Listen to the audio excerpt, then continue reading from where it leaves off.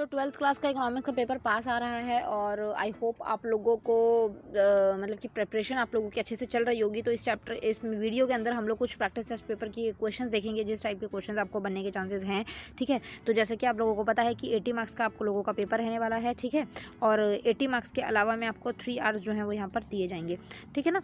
अब यहाँ पर क्वेश्चन की अगर मैं बात करूँ तो किस टाइप के क्वेश्चन आपको यहाँ देखने के लिए मिलेंगे, जैसे कि अगर ऑब्जेक्टिव टाइप क्वेश्चन देखूँ मैं तो यहाँ पर आप लोगों के जो हैं 16 नंबर के ऑब्जेक्टिव्स आ रखे हैं। ठीक है, शून्य प्राथमिकता जो घाटा है उसका अर्थ बताना है, जीरो प्राइमरी डेफिसिट मीन्स बताने हैं, which cost can be avoided in short run. Okay, तो आई होप इन क्वेश्चंस के आंसर्स आपको पता होंगे। When supply curve is horizontal straight line it indicates what it indicates. जब पूर्ति वक्र क्षैतिज सीधी रेखा हो तो यह दर्शाता है what will the effect of equilibrium price. और the period of time when supply is fully adjusted to change in demand is called if demand for a product falls equilibrium price will. अब आगे जो है depreciation of domestic currency occurs due to, ये questions आ जाते हैं। ये आपके ऑब्जेक्टिव क्वेश्चंस हैं सारे, तो आप इस पे थोड़ी सी निगाह मार लीजिएगा। और फिर उसके बाद ट्रू फॉल्स आ जाते हैं। ट्रू फॉल्स भी काफ़ी इजी पूछे गए हैं।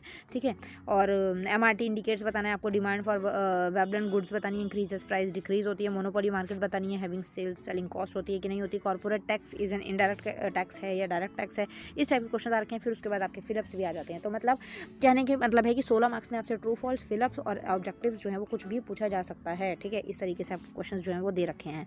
ठीक है ना, ये आ जाते हैं। फिर उसके बाद वेरी शॉर्ट आंसर जो है, वेल्थ डेफिनेशन ऑफ इकोनॉमिक्स बतानी है, central problem how to produce, define the term MRS बताना है, व्हाट इज प्राइस डिस्क्रिमिनेशन है, what is mean by circular flow of income, what is mean by real GDP, what is barter system. अब ये जो question मैं बता रही हूँ ना, ये आप लोगों को आने ही चाहिए। अगर आ रहे हैं तो मतलब कि आपकी प्रिपरेशन अच्छी चल रही है। अगर इसमें से आपको, आप खुद देख लीजिए कि आपका स्कोर कितना बन रहा है। अगर मैं ये जो क्वेश्चंस बता रही हूँ आपको कितने आ रहे हैं इसके अंदर से, नहीं आ रहे हैं तो एज इट इज़ यही क्वेश्चंस पढ़ के चले जाइए। इनसे मिलते जुलते आपको जो 2-4 क्वेश्चंस और लगते हों, जैसे टैक्सेस के बारे में पढ़ के जाइए। ठीक है, GDP के बारे में पढ़ के जाइए, बार्टर सिस्टम, जो सिस्टम्स दे रखे हैं वो पढ़ के जाइए, ताकि आप लोगों की थोड़ी प्रिपरेशन अच्छी हो सके। Explain the concept of increasing return factor, explain the concept of control price and support price, monopoly और ऑडिगोपोली में डिफरेंस बताना है, ऑडिगोपोली और ये हो गया।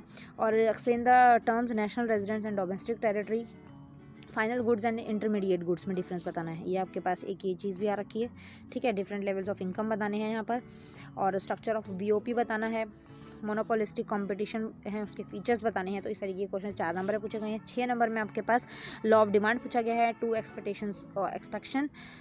एक्सेप्शंस ऑफ इट बतानी है, why does the demand curve slope downward है, क्यों जाता है वो, explain how many solve the problem the barter system, differentiate between central bank and commercial bank.